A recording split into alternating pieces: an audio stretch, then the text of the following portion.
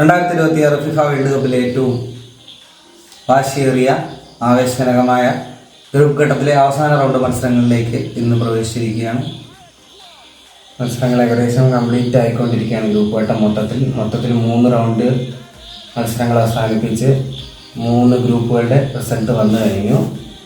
നമ്മൾ പരിശോധിക്കുന്ന ഈ 3 ഗ്രൂപ്പുകളുടെ മുന്നോട്ട് മുന്നേറിയിട്ടുള്ള ടീമുകളും ആ ടീമുകളുടെ റൗണ്ട് ഓഫ് 32 എതിരാളികളെയാണ് നമുക്ക് നോക്കേണ്ടത്. ഗ്രൂപ്പ് എയില് മുന്നോട്ടെത്തിയിരിക്കുന്നത് മെക്സിക്കോയുടെ കാര്യം പറയുമ്പോൾ 3-3 വിത്ത് ക്ലീൻ ഷീറ്റ്. 3-3 ചോദിച്ചാൽ 9 പോയിന്റോടെ മെക്സിക്കോ. അതേ ഗ്രൂപ്പിൽ നിന്ന് തൊട്ടു പുറകിൽ 4 പോയിന്റോടുകൂടി ദക്ഷിണാഫ്രിക്ക.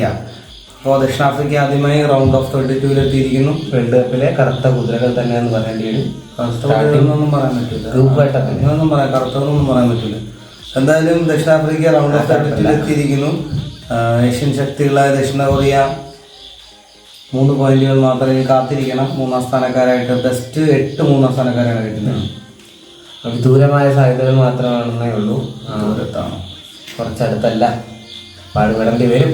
മറ്റുള്ള ഗ്രൂപ്പുകളെ ആശ്രയിച്ച് നല്ല സാധ്യതകളൊക്കെ നോക്കണം. കാരണം ഓൾറെഡി തന്നെ പല ടീമുകളും 3-ാം സ്ഥാനത്തോട്ട് തണ്ടടപ്പെട്ടത് കൊണ്ട് തന്നെ അവർക്ക് കൂടുതൽ ചാൻസ് ഉള്ളതായിട്ട് കാണാൻ സാധിക്കും. ചെക്കിയ ഇടിപ്പോയി പുറത്തായിരിക്കുന്നു. പാവങ്ങൾ ചെക്കിയ പവൽ നെറ്റ്വർക്ക് നിരാശ. ചെക്കും പിള്ളേരൊക്കെ വീട്ടിൽ പോയി. അപ്പോൾ ഗ്രൂപ്പ് 2-ാമത്തെ ഗ്രൂപ്പിൽ പരിശോധിക്കുമ്പോൾ സ്വിറ്റ്സർലാൻഡ് അതുപോലെ തന്നെ 7 പോയിന്റുമായിട്ട് അപരാജിച്ചിട്ടുണ്ട്. Not defeated.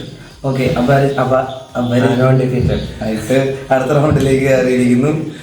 ഒപ്പം തന്നെ കാനഡയ്ക്കും ബോസ്നിയയ്ക്കും 4 പോയിന്റ് കോൺഫറൻസിൽ 6 ഗോളില് അടുത്ത കളി ഖത്തറിന്റെ കാര്യം പരിശോധിക്കുമ്പോൾ കഴിഞ്ഞ തവണ ഹോസ്റ്റ് ചെയ്ത ടീമാണ്. ഏഷ്യയിലെ അത്യാവശ്യം നല്ല ടീമാണ് ഖത്തറിലല്ല നമ്മുടെ മലയാളി പയ്യനുണ്ടായിരുന്നോന്ന് ഇറക്കിയില്ലേ പിള്ളേരുടെ പ്രാക്ക് വീഡിയോസ് ഒക്കെ പറയുന്നില്ല. ഇംഗ്ലണ്ടിലുള്ള നല്ല പ്രാക്ക് വീഡിയോസ് ഒക്കെ പറയുമ്പോൾ ഇവിടെ ഒരു മന്ത്രവാദം, ഇവിടെ വന്ന് നല്ലൊരു മന്ത്രവാദവും പ്രാക്കും ഉണ്ടായിരുന്നു. എവിടെ നിന്നല്ല നമ്മുടെ ഇന്ത്യയിൽ നിന്ന് ഒരു ഗോളിന് അവർ ഔട്ടായപ്പോൾ സന്തോഷം. അതെ, അത് പക്ഷെ ഒന്നാമത്തെ കളി ആലോചിച്ച് നോക്കണേ. ഒന്നാമത്തെ കളി ഈ സ്വിറ്റ്സർലാൻഡിന്റെ ബാക്കി 2 ടീമിനെ തോൽത്ത് സ്വിറ്റ്സർലാൻഡ് ഒന്നാമത്തെ കളി സമനില പിടിച്ച ടീമാണ്. പക്ഷെ നിർഭാഗ്യവശാൽ ഖത്തർ പുറത്തായിരിക്കുന്നു. ബോസ്നിയ മിക്കവാറും കയറുമെന്ന് തോന്നുന്നു. നല്ല പോരാട്ടമാണ് മിക്കവാറും. പിന്നെ ബാക്കിയുള്ള കളി നോക്കണ്ട. അടുത്ത ഗ്രൂപ്പ് ഘട്ടത്തിലോട്ട് പോകുമ്പോൾ റൗണ്ട് 32 എതിരാളി ജർമ്മനി ആവാനാണ് സാധ്യത. മറ്റേ ഇവർക്കും സ്വിറ്റ്സർലാൻഡിന് എതിരാളികൾ 3-ാം സ്ഥാനക്കാരാണ്. EFGI ഈ 3 ഗ്രൂപ്പുകളിലെ 3-ാം സ്ഥാനക്കാരിൽ ഏതെങ്കിലും ടീം വരികയാണെങ്കിൽ അവരായിരിക്കും സ്വിറ്റ്സർലാൻഡ്. കാനഡയുടെ കാര്യം തീരുമാനമായി. കാനഡയുടെ മത്സരം തീരുമാനമായിട്ടുണ്ട്. റിപ്പബ്ലിക് ഓഫ് സൗത്ത് ആഫ്രിക്കയുമായിട്ടായിരിക്കും കാനഡയുടെ മത്സരം. കാനഡയുടെ സൗത്ത് ആഫ്രിക്ക മത്സരത്തോടു കൂടിയാണ് റൗണ്ട് ഓഫ് 32 ആരംഭിക്കുന്നത്. മെക്സിക്കോയുടെ കാര്യം നോക്കുമ്പോൾ മെക്സിക്കോയുടെ ഇതുപോലെ തന്നെയാണ് 3-ാം സ്ഥാനക്കാര് CEFA.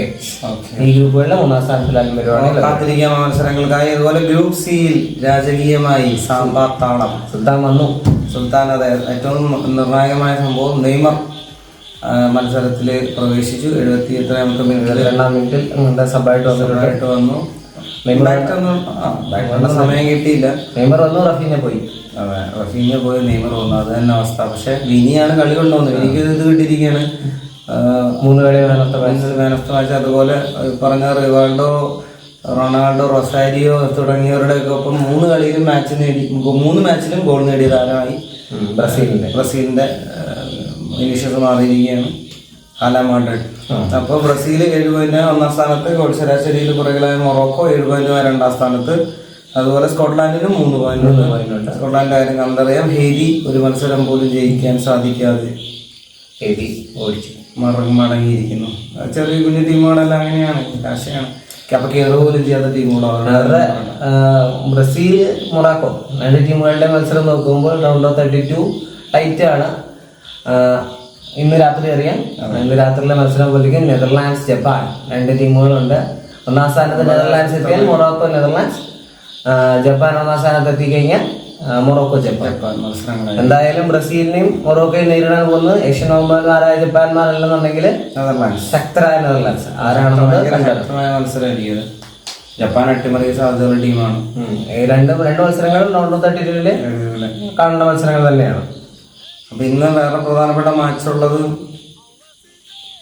യുഎസ്എയുടെ കളിയുണ്ട്. യുഎസ്എയുടെ കളിയിൽ ഏറ്റവും നിരാശ യുഎസ്എ തുർക്കിയാണ്. തുർക്കിക്ക് ഇതുവരെ പോയിന്റ് ലഭിച്ചിട്ടുണ്ട്.